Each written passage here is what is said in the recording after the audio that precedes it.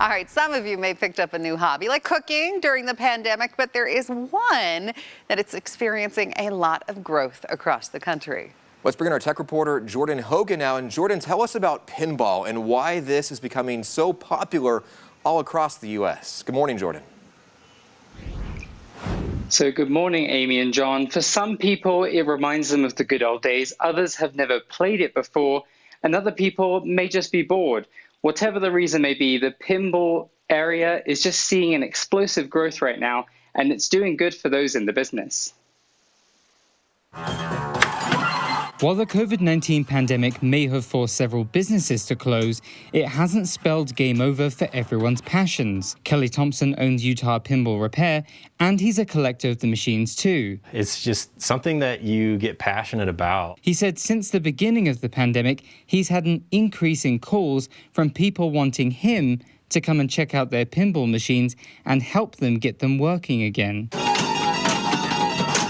Definitely since the pandemic, people being at home, if they had a machine sitting in their basement, they've noticed it, and then it's inspired them to call me to come fix their machines. Thompson isn't the only one seeing more business from pinball during the pandemic. Quarters Arcade Bar in downtown Salt Lake City is noticing it too. We were closed for 3 months, so that was the hardest part. Reopening was nerve-wracking, but after being open for 4 months now, we're kind of used to the new normal. That new normal is spacing out machines using plexiglass dividers at the bar and cleaning down all surfaces regularly, as well as requiring people to wear masks and be socially distant. Michael ECCLESTON, the owner of Quarters, said he doesn't see some of his regulars anymore, but now he says he's seeing new regulars who haven't played before or in quite some time. We're going to be starting up Pinball League Night again, so hopefully we'll be able to start rebuilding our community. Both ECCLESTON and Thompson said they're seeing more interest in home pinball play too,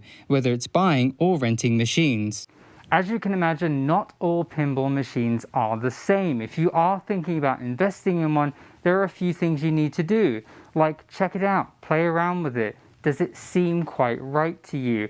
Of course, every pinball machine has its own story, so check that story with the owner to make sure it all lines up. They kind of joke about it in the hobby as like, you get one and then you better make space for the next one is coming in within 6 months. Thompson said the older electromechanical ones are a few $100s up to a few thousand for the 80s or 90s era games.